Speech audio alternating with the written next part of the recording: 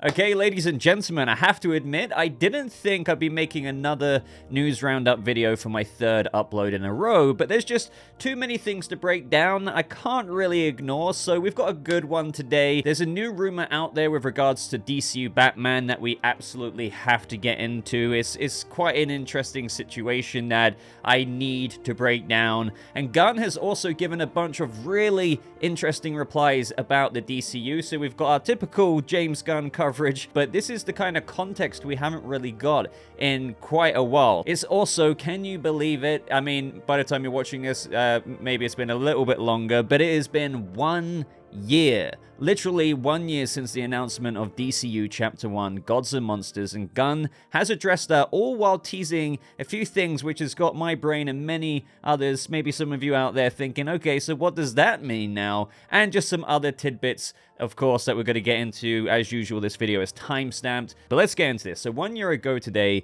Peter Safran and I introduced our DC slate for the first time. Thanks to all of you for the support you've given us throughout the year. Today, Superman Legacy is about to start production. Episodes of Creature Commandos are being finished that will release later this year. And at least, and this is the interesting part, at least 2 more projects are gearing up to go in the next couple of months. Keywords there being next couple of months. Amazing scripts keep coming in, and incredible talent are being attached to new projects planned and unplanned. Thank you. So evidently this got a lot of people thinking, including myself obviously, that okay, so what are these next projects that are gearing up in the next couple of months? It's very, very unlikely to be Supergirl Woman of Tomorrow because, as we covered in my previous news roundup, Gunn even liked a comment that was pointed out to him saying, well, you know, the Hollywood Reporter mentioned that Supergirl Woman of Tomorrow could be looking to shoot in the fall of 2024, so he likes that, so it's probably not that, right? You know, Peacemaker Season 2 seems to be later this year, as briefly mentioned by Danielle Brooks, who plays Waller's daughter on the show. And then Waller, well, the thing about Waller is things have been quiet there. Like, we haven't heard really anything about it. But what's interesting to note about Waller is that Gunn did say a little while back now, not too long ago, but we will have more soon on the show. So if you guys remember me talking about that, I was like, oh, what are we going to learn soon? So I do think that Waller could be one of the ones, or one of the projects, as he puts it here. At least 2 more projects are gearing up to go in the next couple of months. But one thing I also want to say here is that when being asked, so exciting, what other projects are gearing up, he just replied with a smirky face. So, you know, he's still being coy about it. He's not letting us know just yet, but I do think we will find out fairly soon. But also, at the same time, I do want to say with how Gunn phrased this, with at least 2 more projects are gearing up to go in the next couple of months, that doesn't mean shooting. It doesn't mean they're going to start filming. Gearing up to go could just mean somewhat entering pre-production. So they're gearing up to go. So don't think of all of this with regards to shooting, but think about the projects that are gearing up to go. So yeah, Waller, and this could even mean that, and I'm hoping maybe Lanterns is gearing up to go. I mean, I don't know about that one, I might be wrong, but I would love Lanterns to be gearing up into early pre-production and then, you know, looking into casting, because I cannot wait for Lanterns. And yeah, I think that makes sense with how that show could be gearing up to go. But if you've got any other suggestions, do let me know. As I said, I don't think it's Peacemaker, because Season 2, I don't think will start until the fall of this year. But there are a few other projects that it could be, and who knows truly what it will be right now. But I do think we will be finding out fairly soon, but soon could mean 4 weeks or 8 weeks, or who knows, something like that. But another thing to chuck into this discussion is what this user asked here and with what Gunn replied. So a year later, does it look like more projects will enter the chapter, or did the strikes ensure that wouldn't happen? And Gunn says some things have shifted around. Some projects are now earlier, others later, and other new projects are being developed. Like I said from the beginning, we are going to put things in production based on when we have a great script and nothing else. And luckily, we've had some great scripts take us by surprise. Now, I find that very, very fascinating, but it's also not necessarily mind-blowing news, because, as I've said a few times before, the release order, if you will, in the DCU Chapter 1 Gods and Monsters announcement video wasn't to be followed to a T. Like, things were still subject to change, and I think Peter Safran even said that himself. But what I also find interesting about what he said here, with how some things have been shifted around, like some projects, like Lanterns or Brave and the Bold, or let's just say Supergirl, Woman of Tomorrow, where you saw that in the lineup quite farther down the line, or if I show this image here by Heroes Reforged, that technically isn't the release order, so maybe Supergirl's going to come way before other new projects are even being developed, so new ones outside of the 10 that were announced initially. Now, there is a couple that we know because it's technically 12, such as Peacemaker Season 2 is 11, and the DCU Arkham show is 12. So maybe he just means one of the new ones is the DCU Arkham show, but at the same time, he did say that the 10 that were announced in DCU Chapter 1 on YouTube on January 31st last year is less than half of what's even going to be in Chapter 1. So he does, and of course, is aware of what other projects are out there and completely unannounced right now, and God knows what they could be. We've speculated about that a lot, maybe the Question, so that could be with regards to what he said with some new projects, but yeah, I do find it interesting with how some have been shuffled around, and seemingly that won't have an impact on whatever larger universe story they're telling. And what I mean by that is, all while Gunn has stressed quite a lot a while ago that the DCU projects will be, you know, character first, story first. They're not necessarily going to, like, go crazy about making sure everything is so cohesively interconnected in terms of this movie has to set up this movie and that movie has to set up this movie so their big bad can pop in. And do you know what I mean? Like, they are cohesive and connected, if you will, but the story of Swamp Thing will very much so be the story of Swamp Thing. Brave and the Bold will very much so be about Batman and Damian Wayne and whatever else. But that's not to say that there isn't an overarching story of the DCU, because, for example, Gunn has also said that Lanterns, with Hal Jordan and Jon Stewart, they stumble across this ancient horror, which does connect to their larger story, overarching story of the DCU. So there is something being weaved throughout the projects. But I guess whatever they are shuffling around, I know I've said this a few times, but maybe whatever they are going to tease with that overarching story, possibly over several projects. I mean, after all, they're not all filming right now, so Gunn can still implement whatever little teaser he wants to, but maybe in a different order with regards to whatever this larger story is, whether that's a big bad, whether that's the center, whether that's, I don't know, some people thinking Brainiac or whatever the heck it is. Clearly they're going to have some kind of overarching thing, but we still have no idea how they're going to tackle that, who it's going to be, what it's going to be, and how it will be teased throughout the projects of Chapter 1. But one of the biggest takeaways of this is, man, I really do wonder what the release order is framing up to be, at least as of right now. So obviously we've got Creature Commandos, and will Waller make it out before Superman Legacy? Maybe, especially if that's one of the projects gearing up to go soon. I don't know.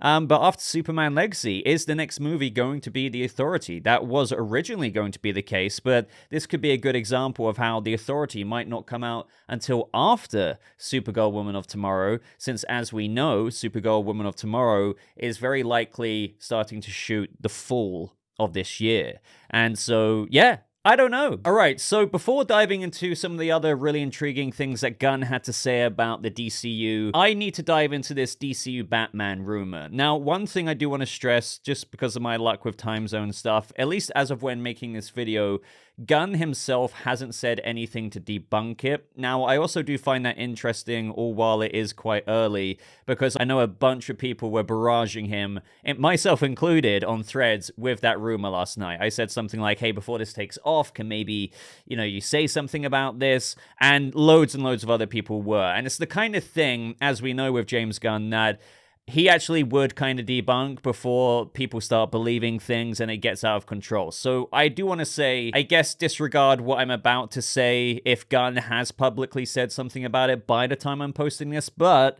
somebody else has said something kind of with regards to debunking this, but we will get to that. But this is something still very interesting nevertheless. So we have this scooper on Twitter. Now, you guys know my thoughts on scoopers. Nothing inherently against them. It's just that they're very hit or miss. Now, with regards to Charles Murphy here, I've actually not heard of Charles Murphy before. Maybe some of you have. I do not know really how reliable his track record is, but I thought I'd put this out there because it's gaining a lot of traction online. I think he's got like 50, 60,000 followers. But either way, what is the rumor? So what's next for the major DC? What's the next major DCU role bosses are looking to cast? Hearing that agencies are anticipating a casting call will be going out very soon, and that DC Studios will be firing up the bat signal. And that is very intriguing. Now, my first reaction when seeing that was like, nah, like, wait, this can't be, Brave and the Bold. Like, that's not going to be shooting for a while. And we know for a fact that Gunn has said that, we haven't even got a script for Brave and the Bold. He said that, like, during the strike, for example. So, no casting. I don't know if I'm going to show a screenshot on screen, but I trust you guys, trust me, that he said that. But then, the more I thought about it, the more it was like, but wait, the DCU Batman could technically appear in something before Brave and the Bold. Especially in terms of what we went over already in this video with how there's been certain shuffles in the release order. So one of the pitches, for example, the DCU Arkham series, we're still speculating right now, what if that actually comes out before Batman the Brave and the Bold? It could. Like, all I'm saying is here, and I need everyone to take this with a grain of salt, and again, for all I know, by the time I'm posting this, Gunn's like, haha, like, no, this is not true, what do you want about? But let's just say he hasn't, but I do also want to hypothetically entertain if it's true. That's another t-shirt I need to start printing on the channel. But entertaining this rumor for a second, there's nothing saying that Bruce Wayne couldn't appear in Waller. There's nothing saying that Bruce Wayne / Batman might not be in the intro, for example, for the Arkham series. Similar to, actually, Arkham Asylum, the video game, where he throws Joker in there. So it can be argued that this rumor that agencies are hearing about a casting call might be going out soon, or they're going to be putting out a casting call to advertise for actors to come in to play the DCU Batman, or audition, obviously, for the DCU Batman. So I don't know, but one thing I will say is that DC Film News has said, and this is what I meant with regards to one form of debunking that has happened out there. So DC Film News has said on Threads and Twitter, I believe, in reply to this, no, you can turn off the bat signal. Basically being like, no, this whole rumor about agencies getting this casting call for DCU Batman, not true. Turn off the bat signal. Now, some of you might be like, well, how does DC Film News know, right? Well, one thing I will say, and I've said this before, and you're going to have to trust me on this, but DC Film News does have not only a good track record, but I happen to know they have very, very, very good sources.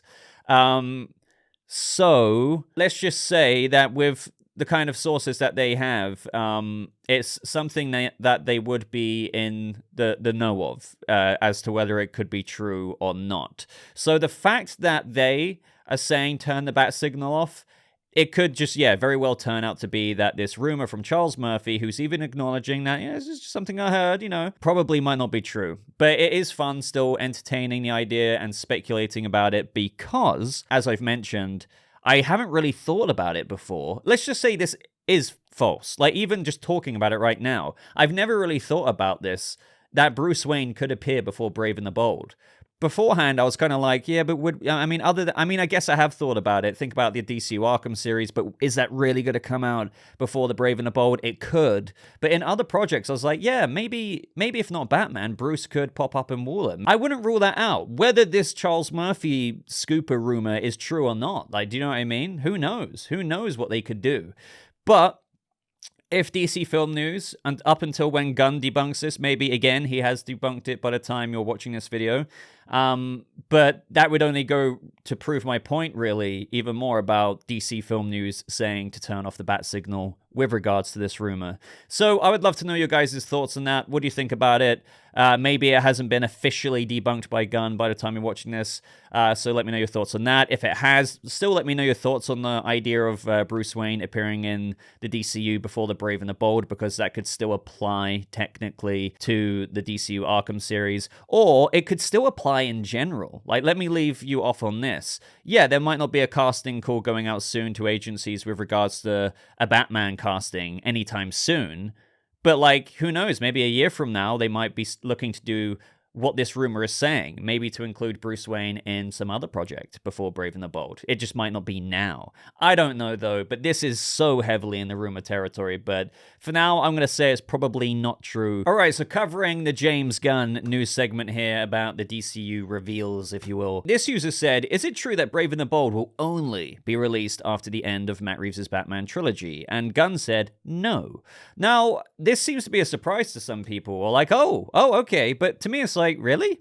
Why did people think that Brave and the Bold would only be releasing after, let's just say, the Batman Part 3? Why would you wait? If the DCU Brave and the Bold is kind of cooking along and you're ready to start shooting it and filming it, let's just say around 2027 it releases, yeah, you wouldn't hold it off just so Matt Reeves' Batman Part 3 can come out. No, like, I mean, I've received a few comments recently saying, that they want Matt Reeves' Batman, Robert Pattinson, to shine before the DCU gets their Batman. But to me, I don't really see an issue with it whatsoever. Don't forget that the Batman is in an Elseworlds universe under an Elseworlds label. You can have the Batman Part 2 and the Batman Part 3 release as the DCU Batman makes his debut. I see what people are saying with how maybe they would like it to be a little bit more separated, but I'm with Gunn on this. Even as a huge fan of Matt Reeves as the Batman, like, no, like, do your DCU Batman when you're ready to do him, and if that's when Part 3 is coming out at the same time, or near enough in the same year and a half, it's not a big deal. It really, really isn't.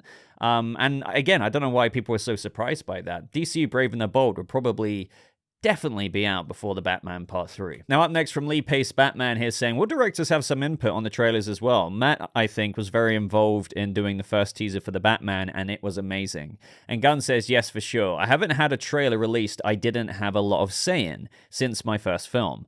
It's par for the course. And I agree, like, my God, if they can even get close to capturing lightning in a bottle like they did with the Batman's DC Fandom trailer, that first tease we got, but with Superman Legacy. Marketing, as I've said, it's obvious and cliche to say, yes, marketing is important. But, like, my God, marketing is so important. I don't think people realize how important. Maybe you do realize, but, like, I am putting the spotlight, every spotlight in the world on this. You need to nail that first trailer. And my God, I would be editing and re-editing like 50 different versions of the Superman Legacy first look until even then I show it to everyone in my inner circle and like we filter out which one should be uploaded. Man, yeah, like a great example is the Batman trailer. And obviously we're not talking like Superman Legacy is going to have the same tone or a Nirvana song like the Batman. We're talking about how can you make the equivalent of that in the Superman way, like under the Superman lens,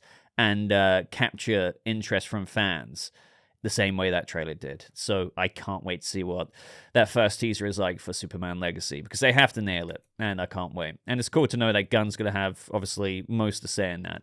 I mean, it's his bloody movie. And what I mean by that is you can just have a trailer-type editor person deal with it, but you're obviously going to have a lot of, like, discussion with James Gunn or whoever has that responsibility of, you know, cutting it up themselves and the way it looks. So this user here says, did you have any idea of what you wanted the Superman suit to be when you started, or were you reliant on what the concept artist brought to the table? And Gunn said, I had ideas. Of course he would, you know, because it's the Superman suit. He must have an idea in his head what he would want that to look like. Maybe he's more of a trunks guy versus no trunks guy. However, he would have still viewed both options, I'm sure, when they were designing it. But I bring this one up because we have this user saying, are there any ideas already for the official Superman Legacy poster? And Gunn said, I drew one before I ever wrote the screenplay. Or maybe I had just started. I can't remember exactly. Let's see if we end up using it like we did the one for Volume 3.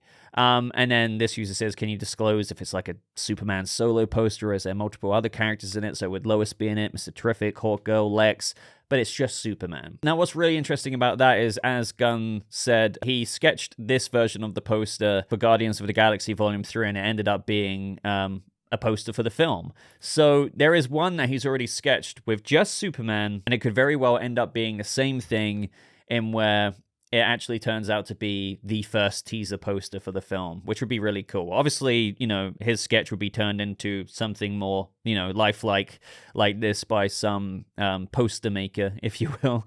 But yeah, I wonder what that will be. And, I can't wait because we're a month away from shooting, and I feel like we're going to learn about that Superman Legacy suit.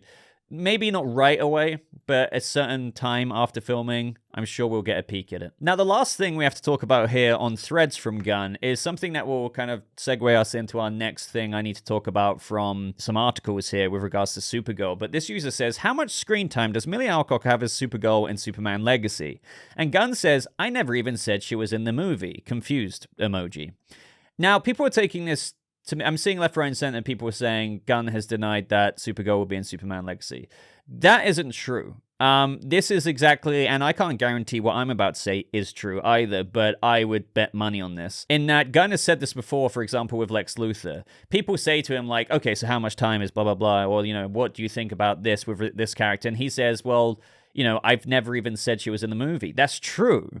James Gunn has never, ever, ever once ever said that Supergirl, Kara, would be in Superman Legacy. But does that mean that she won't be in it? No, it just means that he's never said that she would be in it. So that's all he's replying here. He's like, I'm confused. I've never said that she would be in it. Same as I've never said Lex Luthor would be in Superman Legacy. But lo and behold, we've got Nicholas Hoult. So he's not lying. He's just like, he's basically snarkily replying to people being like, well, why are you asking me this? I've never said she'd be in the movie. So Millie Alcock, I do think she'll be Supergirl Kara at least, in Superman Legacy. I don't think that guarantees you're going to see massive sequences with her in a Supergirl suit. I've detailed my thoughts about this before. I think she's just going to be, still finding her way on Earth. I think she's already on Earth. I don't think she's just going to fly in during the movie at the end, having crash landed and being like, wait, what, Kal-El? You're like 30 years old? Wait, what? I think Clark has already been helping her. Again, the kind of attitude with hitting the ground running in this DCU. Things have already been happening for a little while with a lot of the characters. But either way, we had this article from Variety here saying, finding Supergirl, a Superman Legacy set audition. Now, this came out a couple of days ago, but I wanted to cover it briefly because what's cool about it is just a few things they mention really make me imagine how it could have gone down. So they're talking about, obviously, Millie Alcock is starring in Supergirl Woman of Tomorrow, and Variety is saying that their sources say that Gunn and co-CEO Peter Safran flew multiple actors, as we know, including Meg Donnelly, to Atlanta for an old-fashioned on-screen audition. So, literally Millie Alcock, Meg Donnelly, and whatnot were flown to Atlanta, where none other than David Corenswet is also. The actors also donned the Supergirl suit and boots. Now, lots of people are wondering which suit this would be. Well, unless they had the suit over there already for Sasha Calais, and they took that from, the archives, if you will, she could have worn maybe the CW Supergirl suit. I guess you could argue that they could have pinched something together with, I'm sure they have loads of Kryptonian crests when designing David Corenswet's suit, so maybe they could have something with some material that they could just tailor to her there and then, or some of the actors. But that's a bit more complicated, and would they really do that for Meg Donnelly as well? You know what I mean. So, she could have worn any previous Supergirl suit from Melissa Benoist to, obviously, Sasha Calais, and yeah. But what I really find the coolest thing about this, and what I've really mentioned recently as well, is that there's no reason, in my opinion, I could be wrong about this, but let me know again down in the comments below. If she's in Atlanta, we know that a lot of people are in Atlanta now, James Gunn, David Corenswet, that I'm not saying she would have had to have tested with David Corenswet to get the role, because Kara obviously is in her own movie, Supergirl Woman of Tomorrow. But if you could just, have the opportunity to test out the chemistry with who would be your on-screen cousin, Superman, you kind of would take that opportunity. And interestingly, related to this, we've had Matthew Vaughn weigh in on how Supergirl was cast without a director and how he kind of finds it a little bit weird. So from Variety again here, saying, Vaughn recently appeared on Bro Bible's post-credit podcast and expressed both interest in directing Alcock in a Supergirl movie and confusion over the order of the films development. So he says, I'm a huge fan of Millie Alcock, huge fan. Met with her for this other project we're working on. She turned me down, which was sad. She's a fabulous actress. Then again, I do find it very weird that they haven't gotten a director. That surprised me because you shouldn't cast a movie. The director should be casting the movie. I don't understand who cast it if there isn't a director. Well, it was James Gunn. Now, what I have to say to that is, I mean, it is kind of, and people are going to have lots of different opinions on this. I kind of am somewhere in the middle. I do think if you're a director and you direct a movie, you should probably be choosing your actor in a traditional sense. But superhero movies, this one's a bit of a weird one because you do have this universe that's being overseen by the grand curator, and that is James Gunn, mainly on the creative side rather than Peter Safran. But obviously Peter is involved, but you get my point. Like, it's not like Martin Scorsese or Tarantino or whoever it is. It's not like they're not going to choose their star for their movie, whoever that is, or most other directors for their own films. Usually they do get that choice. If you are in a franchise, I guess, like Denis Villeneuve's Dune, you know, you might have to get the studio, again, to sign off on Timothée Chalamet. It's like, hey, I want this person, but let's just say the director chose somebody that they wanted who the studio absolutely hated. The studio would let that be known. But all I'm trying to articulate here is, I don't think it's too different here with regards to if you have a comic book universe, all while Gunn has gone on about how directors and whatnot will have so much creativity that then he's not going to, like, cap them on at all. I do think that it's not massively surprising that Gunn, I think we all agree that he would always have the final say on, let's just say Andy Muschietti is getting a say on who is being cast on for Batman in Brave and the Bold, you know, despite what we were talking about earlier in this video, Gunn would have like the final approval there, technically speaking. I mean, technically you could even say Zaslav right at the tip top, but you know, mainly Gunn, right? But I think maybe Supergirl was cast before the director here because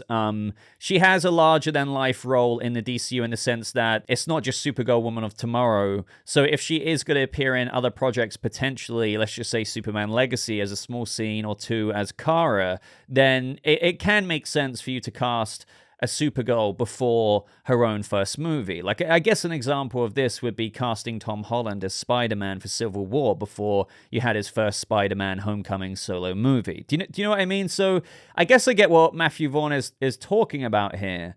But I wouldn't say it's absolutely crazy. Plus, I do think that no matter what, Gunn is going to kind of want to be quite picky on even who the future characters are cast as. Like, so Lanterns, I'm sure he's going to be having a lot of input on who, you know, this is his, like, it's the same thing as Kevin Feige, right, for the MCU. I don't think you would get many castings right now or in the future without him being pretty damn happy and reviewing it, even though you do have also a lot of directors traditionally having their input as well. And outside of a cinematic universe, if you will, of course, yeah, a director would normally cast their own bloody movie with whatever casting director that they've hired.